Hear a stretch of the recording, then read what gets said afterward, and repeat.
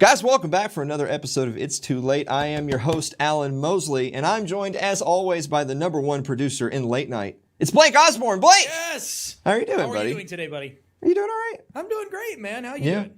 Well, I mean, you're now like a couple of weeks back from your vacation. Has things gotten back to normal, or are you still? Oh yeah, everything's back to normal. Yeah? Yeah, working hard in the field.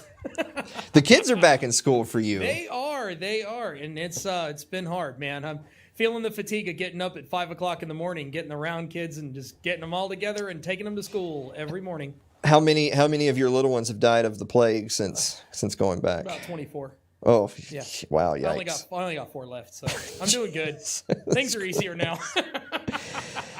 Things are. This guys at home. This is why I like working with Blake. Blake always looks at the positive side of things. You have to. What are you gonna do? Blake, you and I were talking before we started the show, and I had asked you if you caught any of the DNC, of the Democratic National Convention. About 10 seconds of it, I had to throw up and clean the mess up off the floor, and then turn the TV to something else. Well, you know, you're not the only one. I actually saw this in the news. Did you know that they're little, because you know they're having the virtual convention, right? Like they're not doing it in person or whatever. The DNC, the convention, has less than half the viewers from 2016. That's pretty. Surprised. That's kind of like us having less than half the viewers that we normally have. You know, we actually did have less than half the viewers we normally have last week, because last week our stream got destroyed by Facebook. Right. Yeah, they shut us down. Every single time, this is the thing. So, like, they are really pumping Kamala Harris, right? They're really pumping Kamala Harris. And literally every single time we went to the segment where we were talking about her record. Yeah. As the top cop in California, it throttled our stream. Yeah, just dropped it. It was crazy. Yeah. I couldn't believe it. I'll tell you what, I was pretty hot. Yeah. I was pretty mad. I actually did like a quick little live where I was just like some of our remaining people in chat saying like, what do you guys want me to do? Do you want me to run the episode again? Do you want me to just upload it for later? What do you want me to do? But they can catch it on YouTube if you want to see it. You know, it's up on other sites. Yeah, well, I mean, you can always go to our YouTube for a library of all of our shows, youtube.com/funnybroke. Yeah. But it was a real shame because, you know, we premiere our episodes live every Wednesday night at 9 o'clock Eastern time. Yep. And if you want to join the live chat and talk with everybody else watching the show and with yours truly, and sometimes with Blake, but to be fair, Blake doesn't actually watch the show, so he's not usually there. You just go to facebook.com/funnybroke, and that's where the live premiere. It's actually a lot of places, but you know how, like, if you want to be in the same chat as everyone else, then they all need to kind of go to the same place. Yeah. So facebook.com/funnybroke is where they can do that. Yeah. But last week we were there, and it was a nightmare, man. Yeah. So anyhow. So we have some exciting news coming up, but we can't announce it yet. It's one of those things where I really don't like to talk about things until we've kind of like already got it in the works and got it ironed out. I agree. So we've got some new like platform and network news coming up. That's going to be big time. Yeah. Big time, game-changing kind of stuff. Good stuff. And it really can't come soon enough, man. I'm so done with the big social media. It's like, dude. Come on. I'm not going to talk about that anymore for now. Yeah.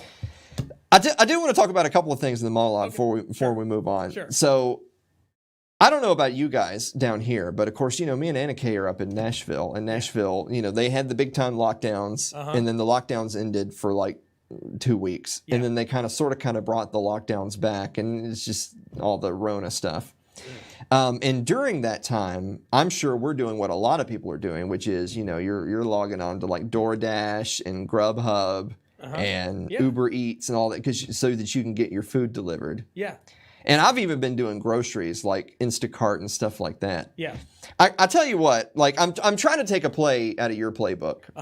That the silver lining here is that I just hate everybody anyway, and I don't ever want to go anywhere. So this has just motivated me to find ways to stay at home. Yeah. This is great. Yeah. Yeah. So I've been getting, but here's the thing. So I've been using DoorDash a lot, right? Okay. So for anybody in chat, let us know which one you use or if I'm missing one of them. I've been using DoorDash a lot. And on DoorDash, because I'm from Middle Tennessee. I've lived here most of my life, but I haven't really lived in Nashville for most of my life. Okay. And you know how there might be that like mom and pop hole in the wall place that's like an amazing restaurant. Yeah. There's no way for me to know what all those are because A, I haven't lived here forever, and B, I don't like going out. Your house, yeah. So DoorDash has this thing where you can look at what's popular near you. That's cool. And then you can also look at like sorted by type of food, and you can sort it by meal. Like, is this lunch? Yeah. Is this dinner? Is this breakfast? Nice. So I got up. I was up, believe it or not, true story. I was up early one day. I know that may shock some of you at home who realize I don't ever wake up until like noon. Yeah. I was up early one day, and I was thinking, man, I could go for some breakfast. Okay. And so I go on DoorDash just to see. I've never looked up breakfast stuff before. I'm going to see who, and I know the fast food places make biscuits. I'm going to see specifically breakfast. What is popular in my area for breakfast? And this is what came up. Pull that up right there. Baskin Robbins. You live near an ice cream place. Baskin Robbins? Baskin Robbins for breakfast? I sorted by breakfast, and the top hit was Baskin Robbins. Goodness gracious. So, is there at least like a McDonald's or something near you, man? I mean, there's lots. I mean, I live in Nashville. Everything's near me. Everything should be like right by you. But near my address, the popular breakfast joint is Baskin Robbins. Oh gosh, what does that say about the people of Nashville? It's saying throw out your keto diet. No one has to worry about maybe what it is that diabetes combats the Rona. That's and right. So if just there you go. I couldn't believe That's your medicine. So just to make myself clear, no, I did not order Baskin Robbins for breakfast, but apparently a lot of people do. Apparently, it's a good suggestion. I'll tell you another thing that's kind of stood out to me is like something. Blake and I were talking about this, that with all the stuff going on and the economy being like it's going to be in the tank, and worrying about a dollar collapse and the shutdowns and the effect that has on people's livelihoods, it's made people think a lot more about their financial planning and about budgeting. Like you got to have your family budget, right? You got to have your, like, this is what we make on average, and this is what we, the financial people tell you it's a good idea to sit down and kind of like do a pie chart, like graph out what you spend your money on and what percentage of your income that is. Yeah. Because there's certain different things that you should shoot more or less of your monthly budget on. Right. So CNBC had a special where they were doing exactly this. They were talking about budgeting your income and what that should look like. Yeah. I want you to pull up this graphic. This is not Photoshop. This is a real tweet. It says, this is from CNBC. This is the budget breakdown of a 25-year-old making $100,000 a year and who is excellent with money. So this is what you should strive to spend your money on. Now, before I start reading through the different monthly spendings, how many 25-year-olds do you know making $100,000 a year? Oh, they're all making it. Come on, man. What are you talking about? What you're talking about? Dude. Most of the 25-year-olds I know are just broke-ass bitches making $100,000. Whatever, man. So the first problem is this is for if you're making $100,000 a year. And the second one is this is someone who's excellent with money. So first of all, how many 25-year-olds do you know are making $100,000 a year? How many of them do you know are excellent with money, just period, no matter what they're making? So pull that back up. So this is... Okay.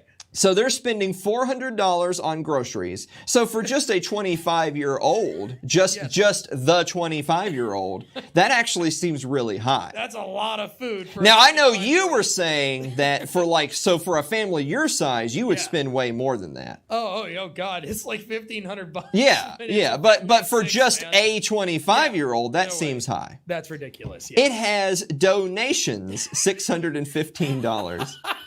Okay. Come on, man. So I applaud this beautiful 25-year-old person who donates so much money every month. Like that's great. But that's not. So okay, if you're hearing my voice right now, if you're watching the show and you're a 25-year-old who makes $100,000 a year and you regularly donate $615 a month, you need to go to patreon.com/Alan Mosley. And hook us up, man. Just push that button. Okay. So go back down to this. So rent $825. What does he live in a dump? If he makes $100,000, homeboy ought to be living in a freaking.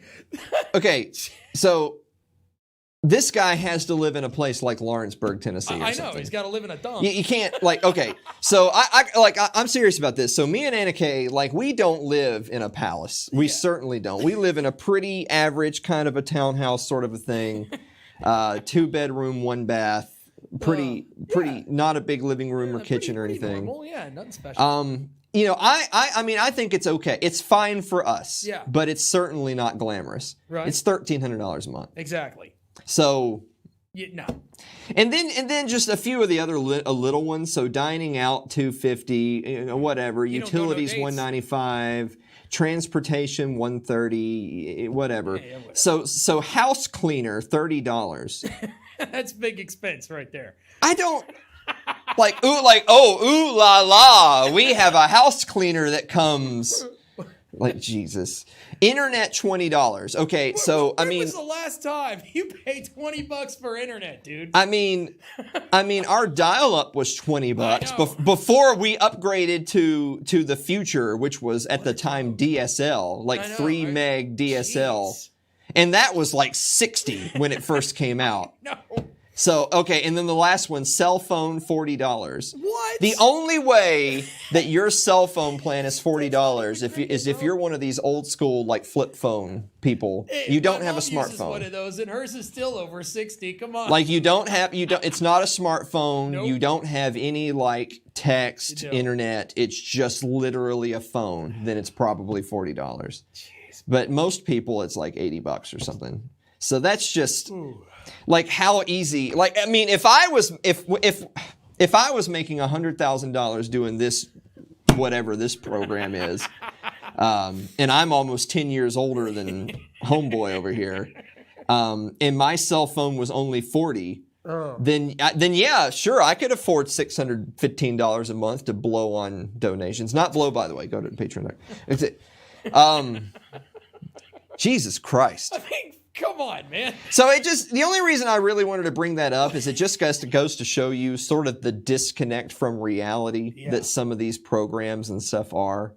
When I see that, I know it shouldn't make me that I'm just angry now. I don't know. I know it shouldn't make me that angry. But I see that and I can't help but get angry because I'm but this, who are you talking, who is your target audience for this? Really? Because we should make our own pie chart. Yeah, we should. We're going to do a pie chart of our reality. We're going to do a pie chart of our in and out for It's Too Late with Alan Mosley. Right. It's going to be a big 98% that just says is the cost, and the 2% will be, we got a patron this week. Oh Lord, that'll be it. Last thing we want to do before we leave for the first commercial break. We're going to introduce a new little bit here on the show. So Jo Jorgensen made some headlines. She's the Libertarian Party nominee for president. And, a lot of people don't think that libertarians really in general, but especially the LP and the candidates for the LP, that they don't oftentimes do the best job of communicating positions very well. Right. And a lot of people sometimes accuse them of sort of being panderers and they're trying to target different demographics, and while they're doing that, they're really kind of missing the forest from the trees of not expressing the message and the principles very well. Right. And that upsets some people, and rightfully so. But she had made a tweet recently about Kamala Harris getting the VP nod for Joe Biden's candidacy. So this is what she tweeted out. She said, "I'm glad that Joe Biden has brought another woman into the race. The vice presidency shouldn't be a boys' club. When I think about the millions of girls and young women across America, I think they deserve a voice this year when it comes to the top job in the country. #elections." Like that whole statement just says, yay, hoorah, women, look, we're all about inclusivity and equality here. But first of all, the people you're pandering to don't give a damn about libertarianism. They're not going to vote for you. They don't care. Right. That's number one. And number two, you're saying that about Kamala Harris is just a monster.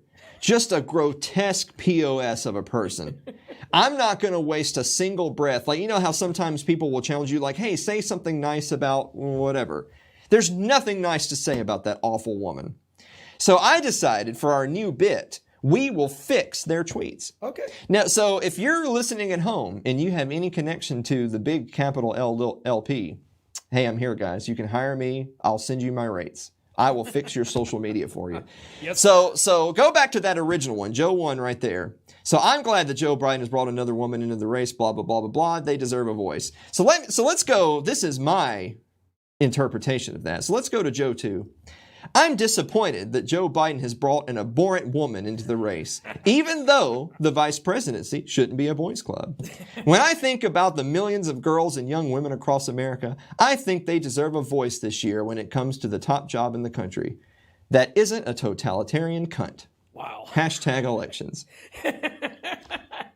It's just that easy, folks. Look, wow. I'm here. You got my number. Yeah. I'll work cheap, but I will fix it for you.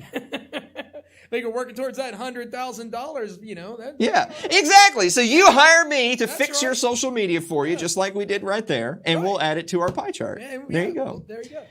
We have a great show for you today. I promise I won't talk about Kamala Harris until 2 segments from now. There you go. But we're going to, so Facebook. Get ready. Get ready. We'll be right back after this. Don't go away.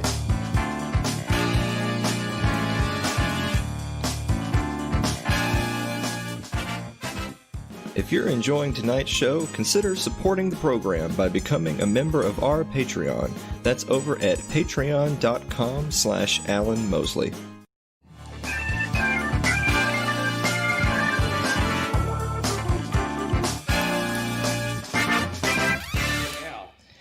So I had mentioned earlier in the show that, we had a lot of problems last week. And I was steamed about... You were. Yeah, I was. Well, we put a lot of time and effort into not only just making the show, but making it at a level of production value and quality that is sort of like, that's not great for us. That's normal for us. We're trying to normalize what we do as a program, and we strive to be a really good program. And so for our work to basically just go up and smoke for a week because of throttling and shadow banning and all that, it's frustrating. It's hurtful.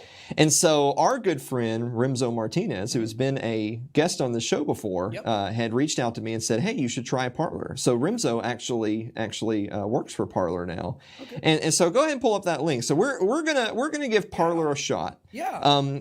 I like what I see so far. Yeah. So in terms of functionality and look, it's really more like a Twitter than it is a Facebook. Yeah. But I mean, so far I've had pretty good results, and I've been on there trying to follow some of the same people and organizations and stuff that we do on Twitter. And what, 15 parlay so far? When did you put this up? Yeah. So I'm actually already verified on Parler. So Parler at Alan Mosley. Yeah.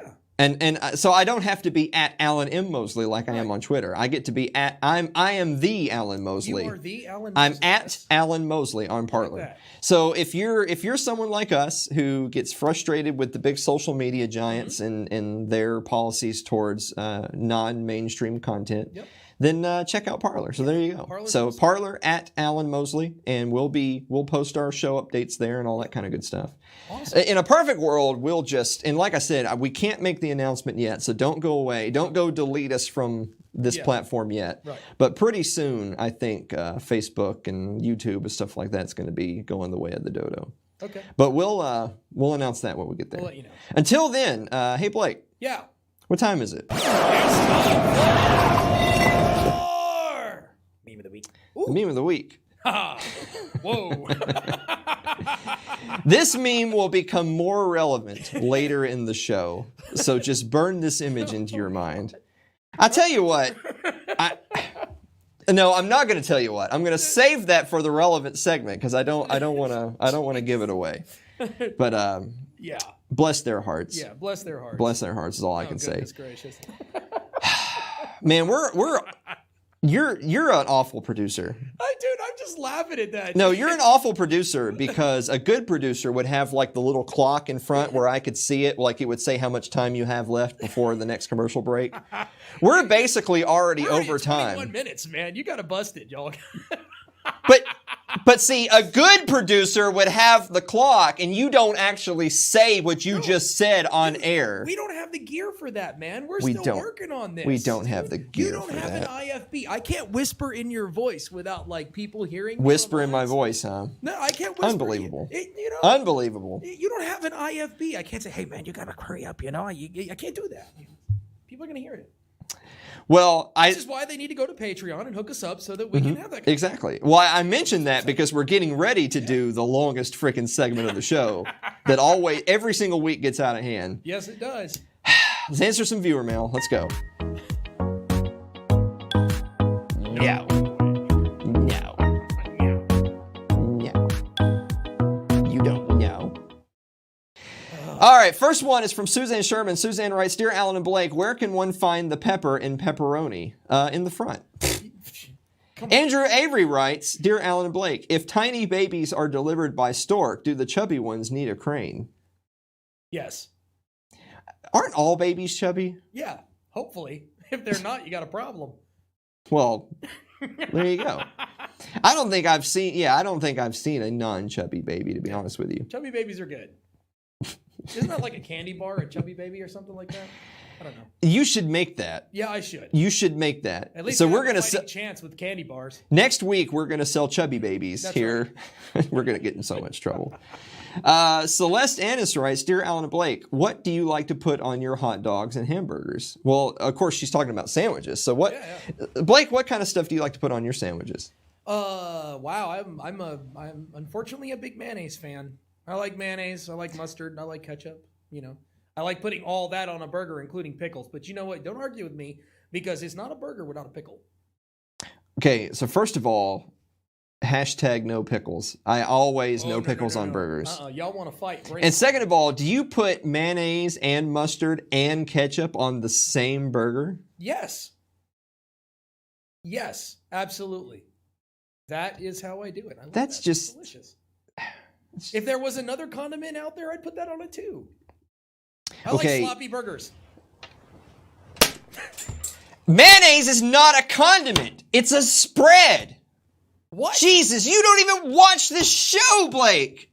You don't even watch this show. Mayonnaise is a spread. Mayonnaise is a spread. You just said if there was other condiments, I'd put them on. But it's too hard when you're talking about so many things at once. I kind of group. No. Okay. No. You got me.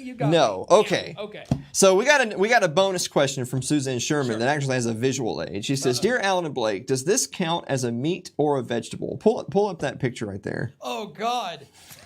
Beyond meat, beyond sausage, plant-based links. Dude, I don't know what that is, but it don't look right. Okay, so to answer Suzanne's question seriously, the answer is no. That does not count as a meat or a sausage. Well, cut your mic. You're done. You're out of. That's 3 strikes. You're out of here. The second thing I want to say, pull that picture up again really quick. Man, that's not a sausage. A sausage has to have meat in it. Okay, so first of all, that's not meat, Suzanne. No. And second of all, that guy on the left is saying right now, I swear this never happens to me. That's all I'm saying. So anyway, we're moving on. We're moving on before we get in any more trouble. Bob Smiley writes, Dear Alan and Blake, have y'all tried this? So this is a suggestion for something else for us to try on our little live food and drink thing. So go ahead and pull up Bob's thing.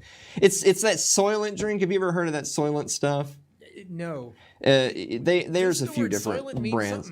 So Soylent. So this is Soylent Mint Chocolate Plant Protein Meal Replacement Shake. Ew. So it's like a plant-based vegan and expensive protein. Too. Oh yeah, dude, they're not cheap, dude. Woo. That one's mint. So no, I have never tried Soylent. No. No. But Blake will. No, I'll try it. So if somebody out there who is big into like Huel or Soylent or whatever, if you send us one, we'll try it. Yeah, we'll try it. We're not going to go out and get them ourselves. What if that tastes like Girl Scout cookies? I mean, if it did, then I'm sure people would like it. It's probably why it's so expensive. So if anyone out there, if you're into any of those types of little meal replacement shake things, particularly the ones that are like plant-based, vegan or whatever, if you send us, we'll try it. We'll do it on air. Just send us a message on Facebook or Twitter or whatever. We'll hook you up with the address and we'll send it to us. We'll try it. Jeff Johnson writes, Dear Alan and Blake, why would someone get your goat? What? Isn't that just like a Southern saying? Like, that gets my goat? Well, Jeff's not from the South, so I don't know if that's a Southern saying or not.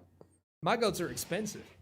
I know your goats are expensive. No one wants to get your goat because your goats are like $1,000 or something. My goats ridiculous. are worth it if you're into goats. Okay.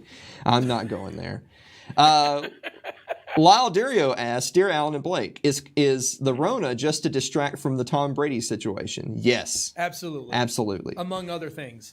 Ken Brown writes, Dear Alan and Blake, what's your favorite sport to watch? Blake, what's your favorite sport to watch? I don't watch sports. I almost said the F word. I better not say the... You are a bundle of sticks because you don't watch sports. Not sports. Not it. Football's coming back. Football, we're like next month. In September, football's going to be... Assuming they don't cancel at the last second, like some people have. Else, so. Football's back next month. Yeah. I'm ready, man. Honestly, I could watch football. I have watched football, but it's got to be a team I give a crap about, you know. All right. I'm a fair weather fan. All right, last one. We actually have a whole slew of questions from Jonathan, our social media guy, but we don't have time for that. We're going to try to do those in the finale. So remind me. Machine gunning. Yes. Remind me we're doing the lightning round in the finale. So last one, Laundry also writes, Dear Alan and Blake, how many blue boxes are you installing in your home to fight voter suppression?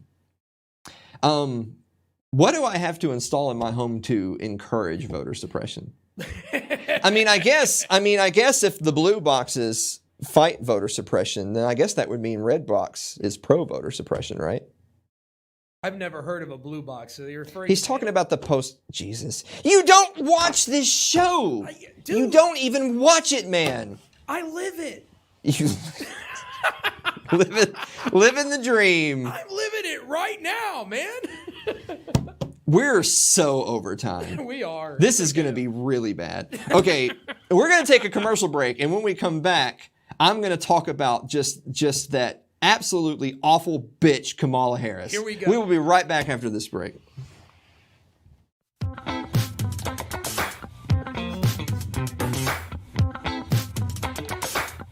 Your ad could be playing right now, reaching thousands of potential customers. Sadly, it's not, but it could be. Find out how to be an advertised sponsor for It's Too Late with Alan Mosley. Email us at alan@funnybroke.com.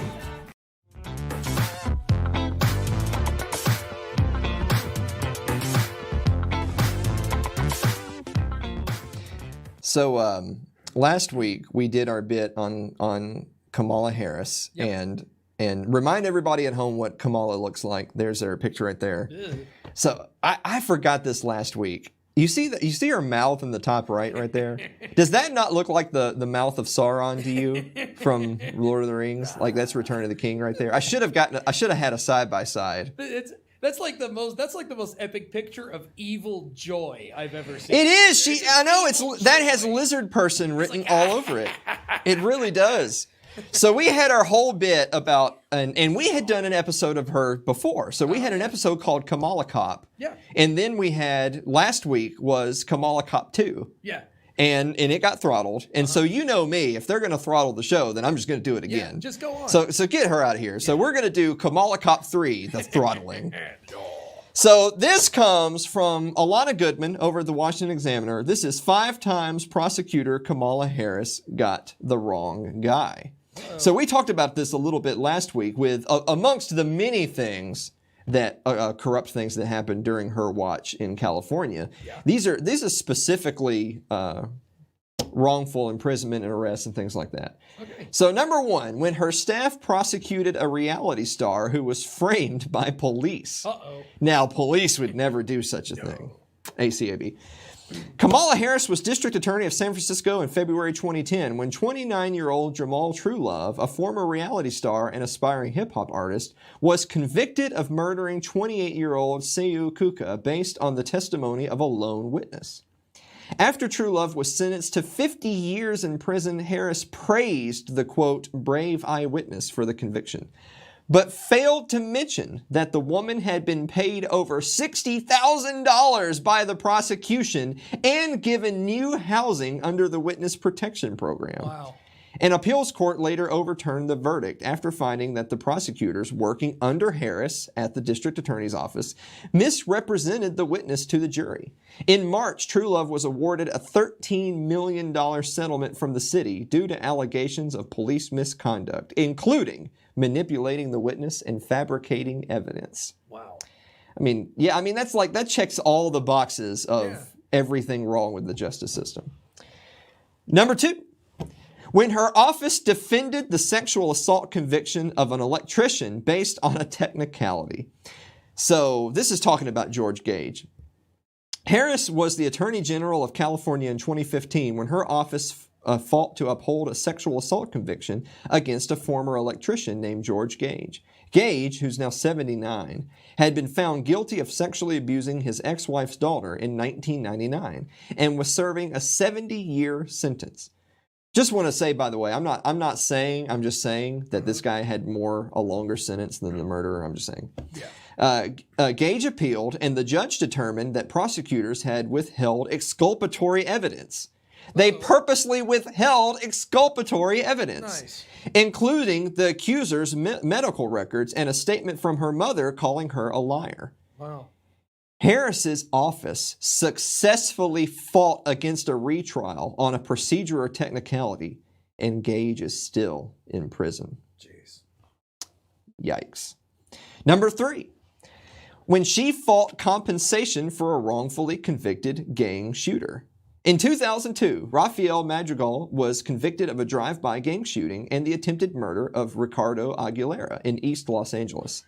He was sentenced to 25 years to life in prison. 7 years later, a federal judge tossed the conviction due to inadequate legal defense by Madrigal's attorney. Sounds very similar to our case from last week.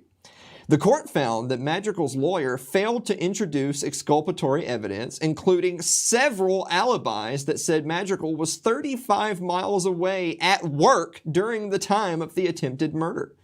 After his release from prison, Madrigal asked the California Victim Compensation and Government Claims Board,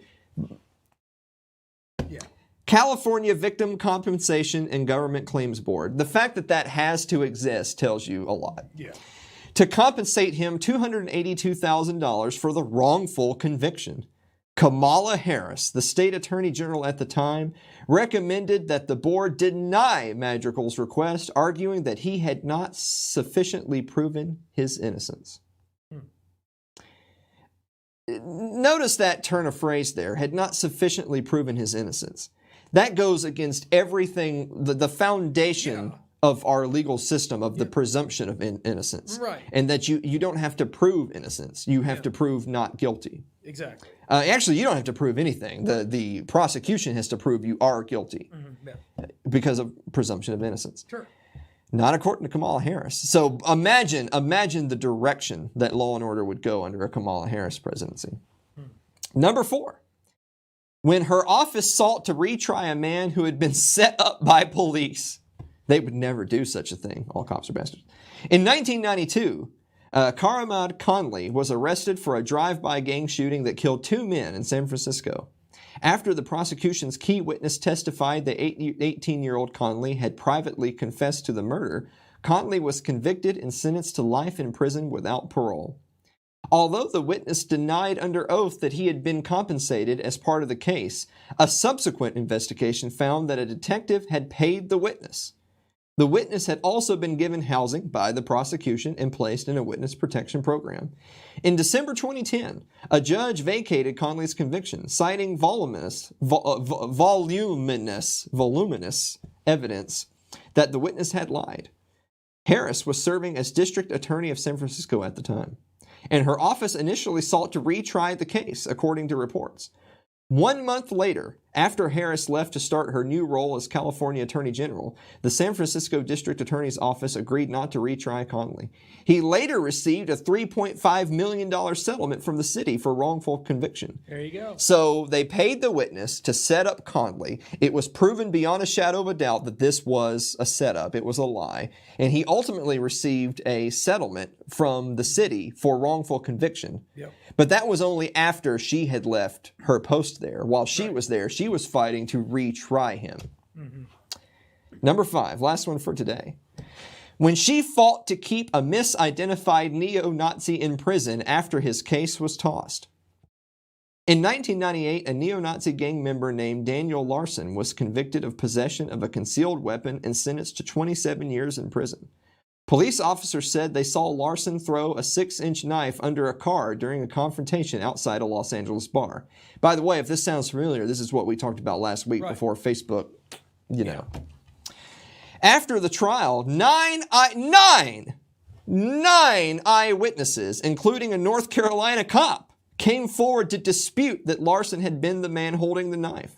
A judge determined in 2010 that Larson's original attorney had failed to interview any witnesses at all and overturned the conviction. Despite the ruling, Harris, as state attorney general, blocked Larson's release for 2 more years. After Larson was finally let out, Harris appealed his release by arguing that he missed a paperwork deadline. So the case had been thrown out. His conviction overturned based on the fact that his defense basically didn't defend him. And 9 eyewitnesses could testify to his innocence. Yeah. And she fought to keep him in jail for 2 more years. 2 years of his life gone after being found unquestionably innocent because of this vile woman. It's one thing being hard on crime, but it's another thing being hard on everyone. I mean, imagine what someone like this would do if they were in power. I mean, you walk out on the street, you throw your gum on the ground, you're going to jail, kid. Yeah, I mean, it's too much.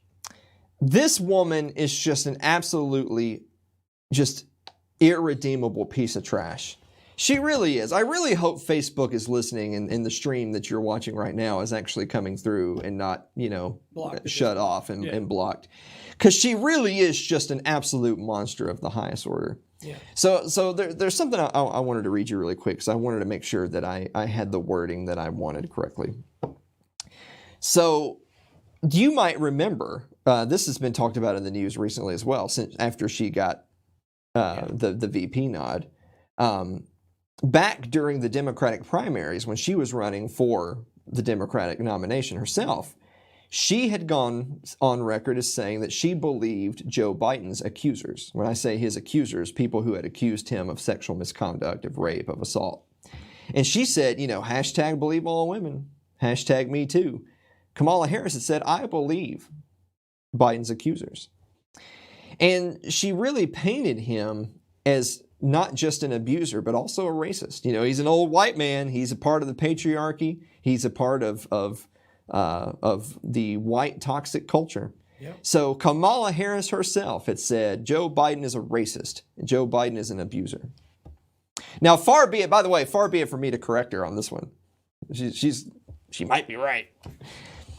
But the thing is that she gladly flashes that evil little smile that we saw earlier, and she walks the path to the vice presidency now under that same Joe Biden. Yeah. With that said, one of these 2 things must be true.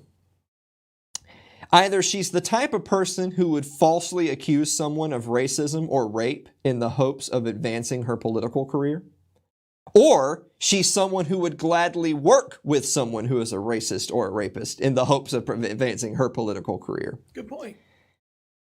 Either way, she's an absolute monster. Those are the choices you get when you try to work within the system, ladies and gentlemen. Yep. We'll be right back after this break. Hopefully we're still here. Don't go away.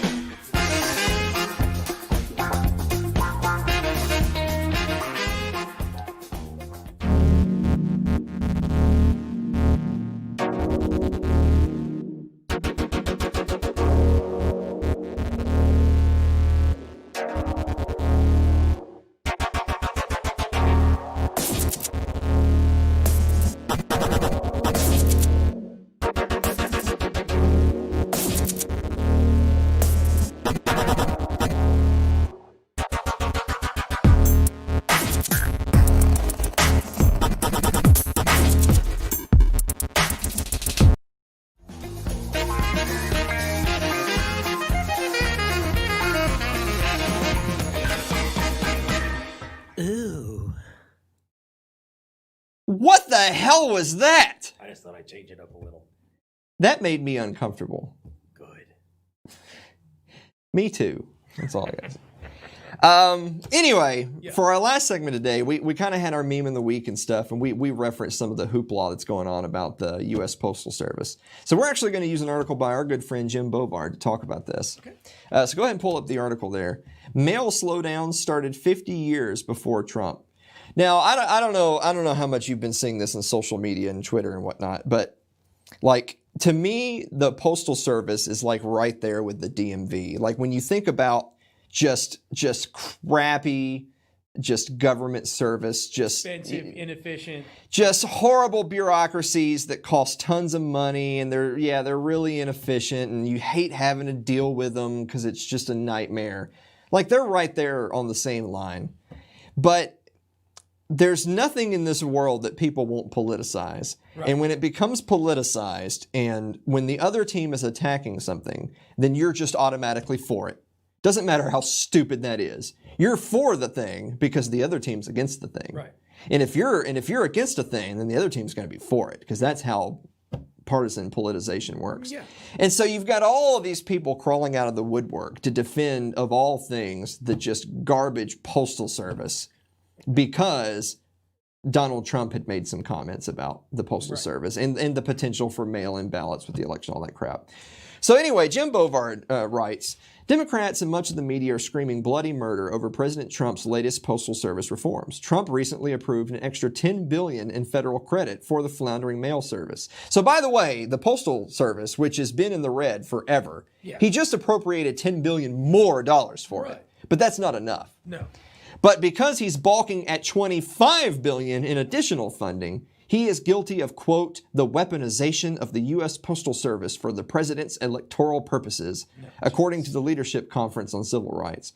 Former President Barack Obama accused Trump of, quote, undermining the Postal Service to attack voting rights. The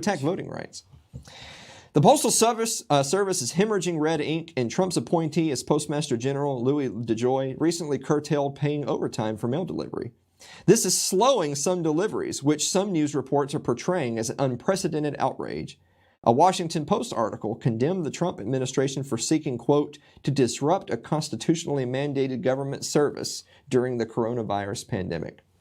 So the thing is that something like the post office, the only time that I've ever seen the post office in the news is A, they're terrible at what they do, and B, it should go away because they lose money hand over fist. That's the only time I ever hear about the post office. But now you're hearing about the post office as if this is news, as if these things are coming to the light for first time. So actually, the Postal Service has been intentionally disrupting its own service since at least the Nixon era. Mm-hmm. A high-level meeting in 1969, Postal Management decided to no longer strive for overnight mail delivery and to keep this a secret from Congress and the public. Washington Post reported in 1974, management also considered cutting costs by educating Americans not to expect prompt service. Boy, if there's one thing that Americans ought to be educated on, it's not expecting anything from the federal government. True. Back in 1764, then a colonial Postmaster General Benjamin Franklin proclaimed a goal of 2-day mail service between New York and Philadelphia. Think about that for a second.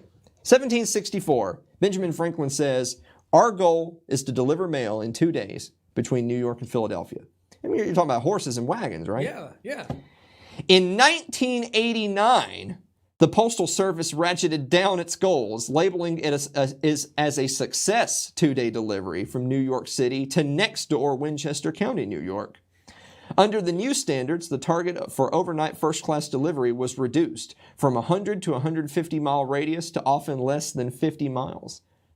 The Postal Service estimated that the changes could add 10% to the average delivery time for first-class mail, which was already 22% slower than it had been in 1969.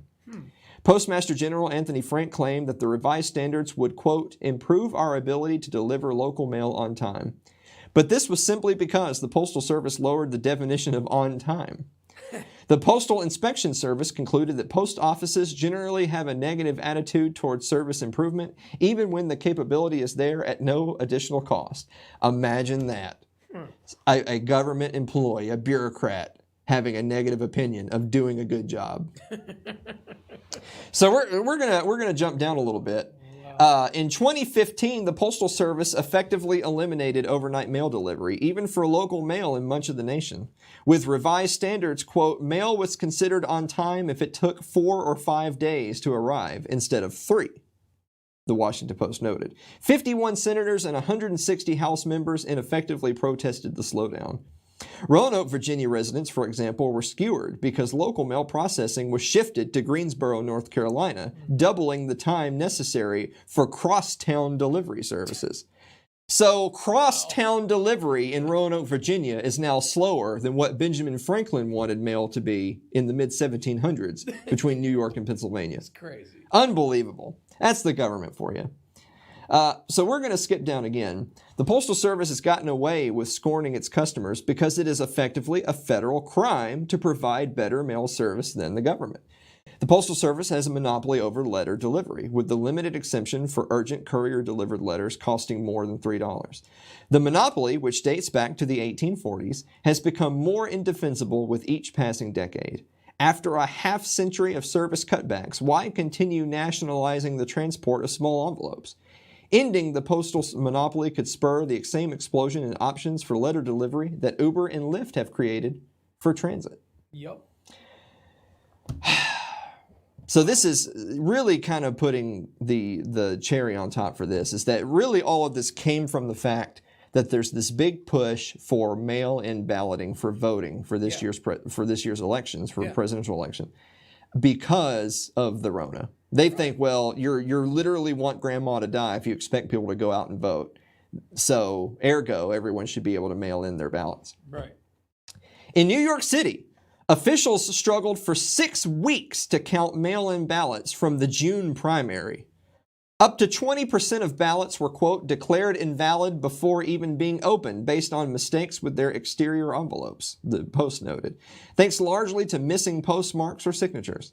The New York City Board of Elections provided voters with more than 750,000 ballots with prepaid return envelopes, but the Postal Service routinely doesn't postmark prepaid envelopes, resulting in a huge number of disqualified ballots. Nice. The New York Daily News labeled the primary snafus as a, quote, dumpster fire, while the New York Times headline described it as the November nightmare. So if they had that much problem with just the primary in June, imagine how much worse the problem would be with the generals coming up in November. Other states had similar problems. In Wisconsin, more than 20,000 primary ballots were thrown out because voters missed at least one line on the form. Virginia, almost 6% of mail-in ballots for primary elections were rejected for arriving late. In Nevada, almost 250,000 ballots sent to voters were returned as undeliverable. Wow. These people, they're prepaid envelopes, they're returning them. Unbelievable. So to wrap up, the post office has been run poorly for many, many decades, Trump declared last week. In a less histrionic era, the Postal Service's failures could spur Congress to finally remove the roadblocks to private innovation in letter delivery. Instead, the coming delivery debacles may become the conspiratorial Russiagate of the 2020 election. There you go. There you go. That's really going to be what happens right there.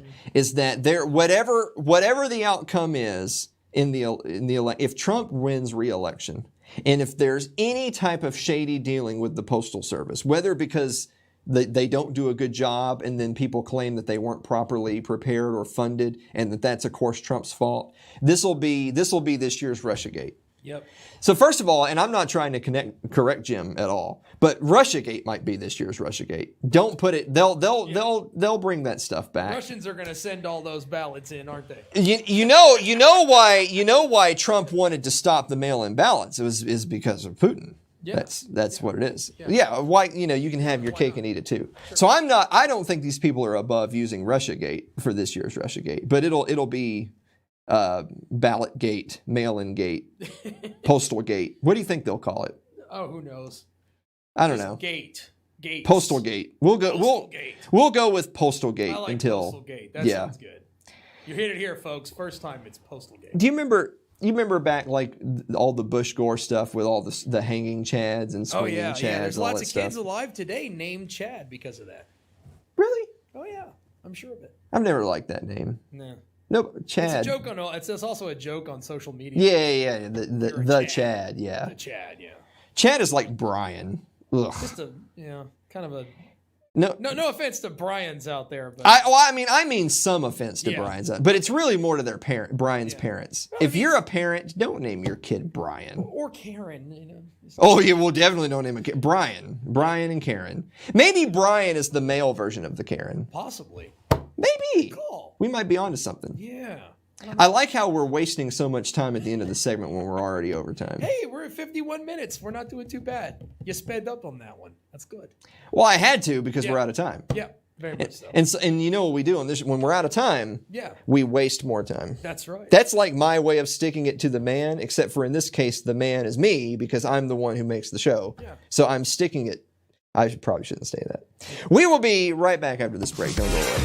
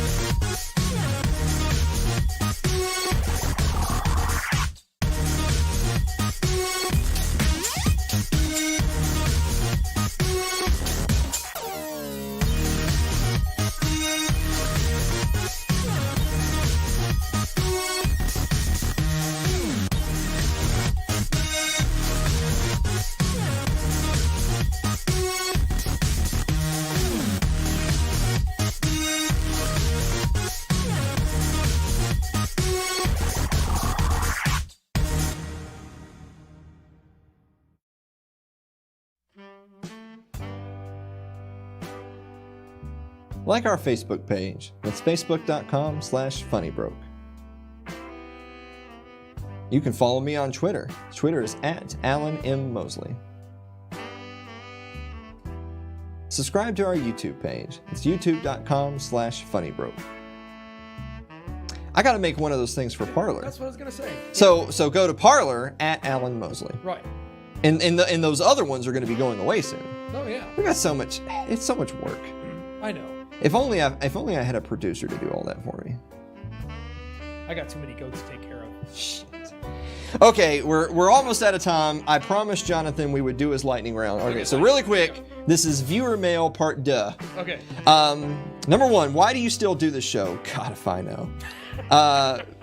Mac or PC? Blake, Mac or PC? PC. PC. Have you ever played Dungeons and Dragons? Blake, have you ever played Dungeons and Dragons? I suck at it. So yes, I suck at it. There's no, you can't suck at Dungeons and Dragons. Whatever. I sucked at that game. I got killed by nerds. I wasn't nerdy enough. So yes, I have, and I am nerdy enough to play Dungeons and Dragons. I'm not playing you in Dungeons and Dragons. You don't play. Now I know you haven't played Dungeons and Dragons. That's not how it works. Do you play the drinking game while watching the show? No, because I don't drink. We've been over this. You don't drink. I don't play. I mean, I'll take a sip of my water, I guess, for the drinking game. Besides, how are you supposed to do that at the same time you're doing the show? Yeah, exactly. Well, this is live, so you can clearly. I mean, I have this, so there you go. What is the strangest pet you have ever owned? What's the? Oh no, I'm not even asking you. You shut up. You see that shit-eating grin on his face right there? I'm not even asking you. I'm gonna answer for him. He's got these birds that are like velociraptors. Yeah. I mean, I don't really own strange pets. Cats aren't strange. Well, they're strange, but. Do you think skull ice cubes should go into the skull glasses, or is that just too many skulls? Jonathan, get help. You can never have too many skulls. All right, last one really quick. Why does morning have to be so early? I mean, I wouldn't know. I try not to even get up until like noon, 1 o'clock. It's all a blur to me, dude. It's all a blur to me. Guys, thank you so much for listening to another episode of It's Too Late, and we will see you next week.